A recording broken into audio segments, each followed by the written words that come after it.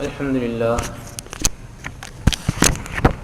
لله وكفى وسلام على عباده الذين اصطفى أما بعد فأعوذ بالله من الشيطان الرجيم بسم الله الرحمن الرحيم الله الذي رفع السماوات بغير عمد ترونها ثم استوى على العرش وسخر الشمس والقمر كل يجري لأجل مسمى يدبر الأمر يفصل الآيات لعلكم بلقاء ربكم توقنون صدق الله العظيم وصدق رسوله النبي الكريم اللهم صل على سيدنا محمد وعلى آل سيدنا محمد واصحاب سيدنا محمد وبارک وسلم علیہ۔ ہم نے قرآن مجید کی 13ویں سورۃ الرعد کا آغاز کیا تھا۔ اس سورت کی پہلی آیت میں اللہ تعالیٰ نے قرآن مجید کی حقانیت کو بیان فرمایا ہے کہ قرآن مجید اللہ کی طرف سے نازل کردہ ایک ایسی سچی کتاب ہے کہ جس کے اندر اللہ نے شک کی گنجائش ختم کر دی۔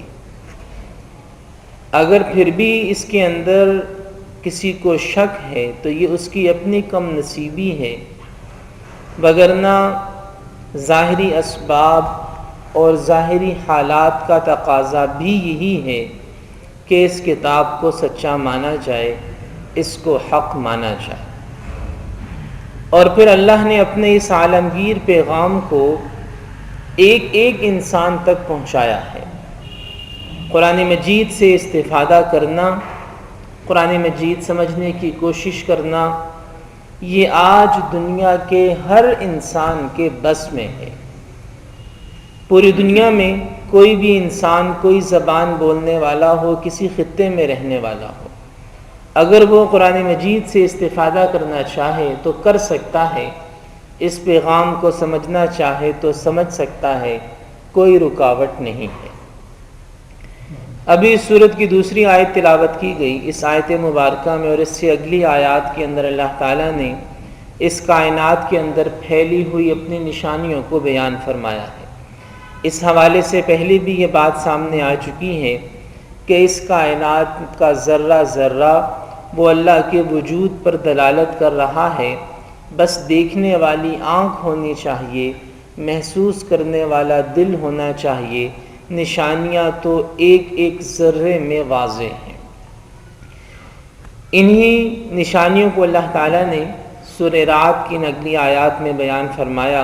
ارشاد باری تعالیٰ ہے، اللہ الذی رفع السماوات بغیر عمد ترونہا، اللہ ہی وہ ذات ہے جس نے آسمانوں کو بغیر ستون کے بلند کیا۔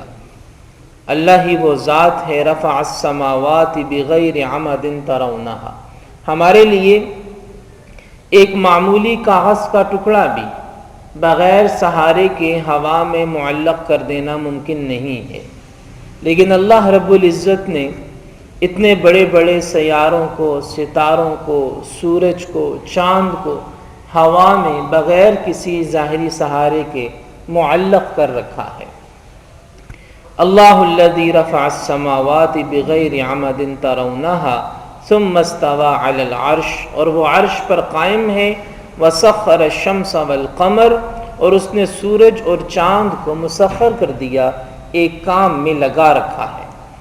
سورج اور چاند جب سے یہ تخلیق ہوئے، لاکھوں کروڑوں سال گزر گئے، اللہ تعالیٰ نے ان کے اندر جو ایک نظام مقرر کر دیا، ان کی ایک رفتار مقرر کر دی، ان کی ایک ڈیوٹی مقرر کر دی، بس یہ اس پر چل رہے ہیں، اس پہ عمل درآمد کر رہے ہیں، اور ایک لمحے کے لیے بھی یہ اپنی ذمہ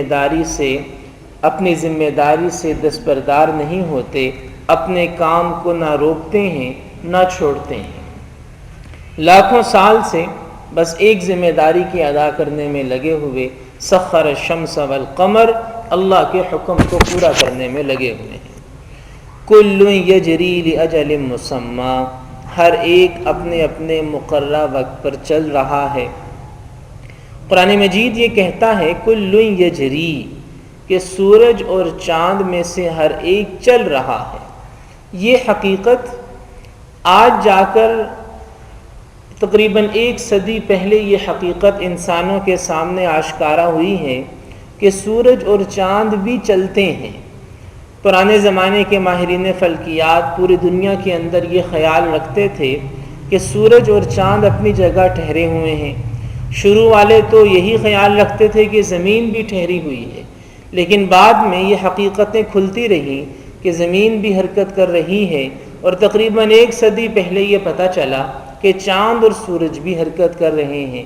لیکن قرآن مجید صاف کہتا ہے کل یجری، ہر ایک چل رہا ہے، یعنی سورج اور چاند بھی چل رہے ہیں لیجل مسمی، ایک مقررہ وقت کے ساتھ۔ یعنی سائنسدان تقریباً 1 صدی پہلے جس حقیقت تک پہنچے ہیں، قرآن مجید نے 1450 سال پہلے اس حقیقت کو بیان کر دیا کہ زمین کے ساتھ ساتھ سورج اور چاند بھی حرکت میں ہیں، چل رہے ہیں۔ یدبر الامر، اللہ تعالیٰ ان سب معاملات کی تدبیر کرتا ہے۔ یفصل الآیات، وہ اپنی نشانیوں کو کھول کھول کر بیان کرتا ہے۔ لعلکم بلقاء ربکم توقنون، تاکہ تمہیں اپنے رب سے ملاقات کا یقین ہو جائے۔ وہو الذی مد الارض، اللہ ہی وہ ذات ہے جس نے زمین کو بچھایا۔ وجعل فیہا رواسی وانہارا، اور اللہ ہی نے اس زمین میں پہاڑوں کا بوجھ بھی بنایا اور اس زمین میں ندیاں اور دریا بھی بنائے۔ اللہ تعالیٰ نے اس زمین کے اندر جہاں ایک طرف پہاڑ رکھے تو دوسری طرف پانی بھی رکھا۔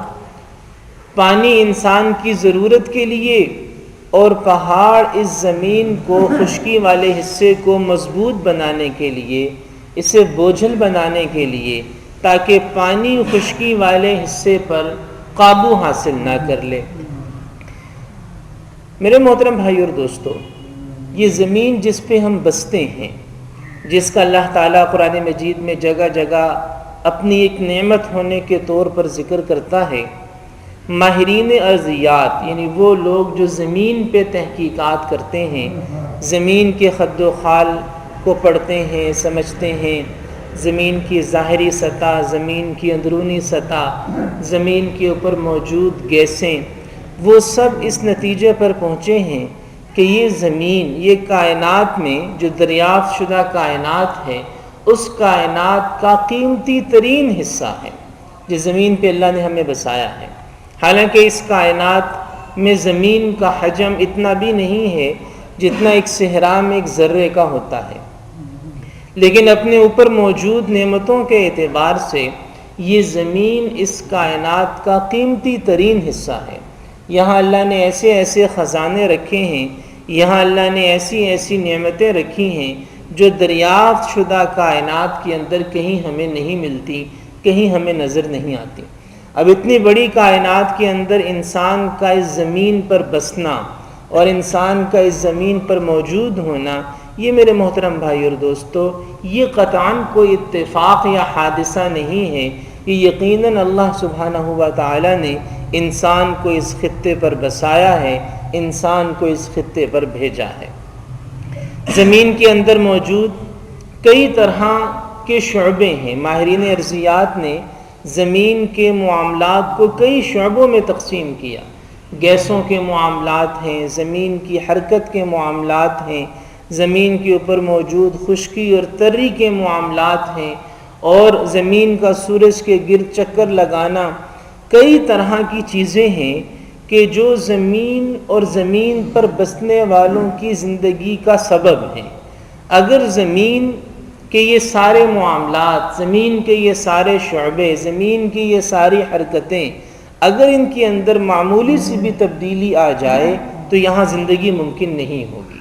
یہاں اللہ نے گیسوں کا جو ایک توازن رکھا ہے، اگر وہ توازن معمولی سا بھی بگڑ جائے تو زندگی ممکن نہیں ہے۔ اللہ تعالیٰ نے زمین کے اوپر جو شعاعوں اور لہروں کا توازن رکھا ہے، اگر یہ توازن تھوڑا سا بھی تبدیل ہو جائے تو زندگی ممکن نہیں ہوگی۔ اللہ تعالیٰ نے زمین میں جو حرکت کا توازن رکھا ہے، اس کا سورج کے گرد گھومنا، اگر اس میں معمولی سی بھی تبدیلی آ جائے تو یہاں زندگی ممکن نہیں ہوگی۔ یعنی ہم ہزارہا خطرات میں گھرے ہوئے ہیں، ہزارہا خطرات میں ہم گھرے ہوئے ہیں، لیکن اس کے باوجود اللہ تعالیٰ ہمیں زندگی عطا کرتا ہے۔ اللہ تعالیٰ ہمیں ساری زندگی ان خطرات سے بچا کے رکھتا ہے۔ اسی وجہ سے ایک سائنسدان نے کہا تھا کہ انسان کا مرنا عجیب نہیں ہے، اس کا جینا عجیب ہے، کہ جتنے خطرات میں یہ گھرا ہوا ہے تو اس کا مرنا عجیب نہیں ہے، مرنا تو عین فطرت ہے۔ عجیب تو یہ ہے کہ یہ اتنے سارے خطرات میں، ہزارہا خطرات میں 60 70 80 90 100 سال کیسے گزار لیتا ہے، یہ عجیب بات ہے۔ اور یہ میرے محترم بھائی اور دوستو، یہ عجیب بات اللہ کے امر سے ہمیں ملتی ہے۔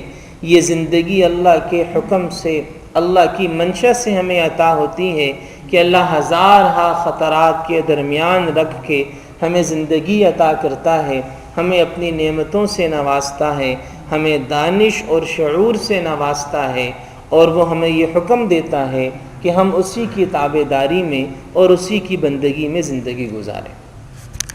وَهُوَ الَّذِي مَدَّ الْأَرْضَ، اللہ نے زمین کو بچھایا، وَجَعَلَ فِيهَا رَوَاسِيَ وَأَنْهَارًا، اور اللہ نے زمین پہ پہاڑوں کا بوجھ اور ندیاں اور دریا بنائے۔ وَمِن كُلِّ الثَّمَرَاتِ جَعَلَ فِيهَا زَوْجَيْنِ اثْنَيْنِ، اور اللہ تعالیٰ نے ہر طرح کے پھلوں میں دو دو قسم کے جوڑے بنائے، دو دو قسم کے جوڑے بنائے۔ پہلے زمانے کے مفسرین اس آیت مبارکہ کی یہ تفسیر کیا کرتے تھے کہ دو دو جوڑوں سے مراد ایک چھوٹا ایک بڑا، ایک کھٹا ایک میٹھا، ایک سیاہ ایک سفید، ایک کی تاثیر گرم ایک کی تاثیر سرد۔ پہلے زمانے کے مفسرین اس آیت مبارکہ کی یہ تفسیر کیا کرتے تھے کہ جوڑے بنائے، ہر چیز میں اللہ نے جوڑے بنائے۔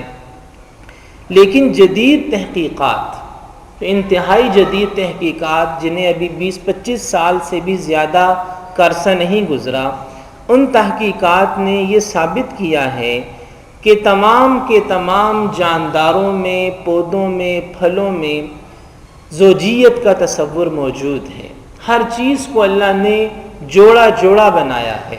ہر چیز کے جو خلیے ہیں، جن خلیوں سے مل کر دنیا میں کوئی بھی چیز بنتی ہے، ان خلیوں کے اندر بھی زوجیت کا تصور موجود ہے۔ ہر چیز جوڑے جوڑے ہے، یعنی نر اور مادہ کے ملنے سے، نر اور مادہ خلیوں کے ملنے سے دنیا کی ہر چیز وجود پذیر ہوتی ہے، ہر چیز کو اس کا وجود ملتا ہے۔ یعنی پہلے زمانے کے مفسرین جو تفسیر کرتے تھے، اس سے زیادہ معنی کے قریب ترین تفسیر کرنا آج ممکن ہے کہ سائنسدانوں کو اس بات پر نوبل پرائز دیا جا رہا ہے، یعنی دنیا کا سب سے بڑا ایوارڈ دیا جا رہا ہے کہ انہوں نے یہ ثابت کیا کہ کائنات میں موجود ہر چیز کے اندر زوجیت کا تصور ہے، جوڑے جوڑے ہونے کا تصور ہے، اور یہ حقیقت قرآن مجید میں ایک جگہ نہیں کئی جگہ بیان کی گئی۔ یہ جو فرمایا کہ ہم نے ہر چیز کو جوڑے جوڑے بنایا ہے، یہ حقیقت قرآن مجید میں کئی جگہ بیان کی گئی، اور آج کے سائنسدان جب اسے ثابت کر رہے ہیں تو انہیں دنیا کا سب سے بڑا ایوارڈ دیا جا رہا ہے، حالانکہ قرآن مجید اس حقیقت کو 1450 سال پہلے بیان کر چکا ہے۔ وَمِن كُلِّ الثَّمَرَاتِ جَعَلَ فِيهَا زَوْجَيْنِ اثْنَيْنِ، اللہ تعالیٰ نے تمام قسم کے پھلوں اور پودوں میں دو دو جوڑے بنائے ہیں۔ یغشی اللیل النہار، وہ رات کو دن پر لاتا ہے۔ اب رات کا دن پر آنا ہمیں عجیب نہیں لگتا کیونکہ روز ہوتا ہے۔ اگر تھوڑا سا غور کریں تو یہ کتنی بڑی اللہ کی نشانی ہے کہ وہ دن کو رات میں اور رات کو دن میں تبدیل کرتا ہے۔ کیسے وہ زمین کے حصے کو سورج کے سامنے سے پہلے ہٹاتا ہے، پھر اسے سورج کے سامنے لے آتا ہے۔ لاکھوں سالوں سے یہ سلسلہ چل رہا ہے، یہ اللہ کی نشانی ہے، لیکن چونکہ ہم روز دیکھتے ہیں، اس لیے ہمیں نظر نہیں آ رہا، اسی لیے ہمارے دل میں یہ نہیں اتر رہا۔ ان فی ذلک لآیات لقوم یتفکرون، اس میں نشانی ہونا اسے نظر آئے گا جو ذرا دھیان دے گا، اللہ کی قدرت پر غور و فکر کرے گا۔ اللہ پاک ہم میں سے ہر ایک کو ان تمام باتوں کو سمجھ کر ان پر عمل کرنے کی توفیق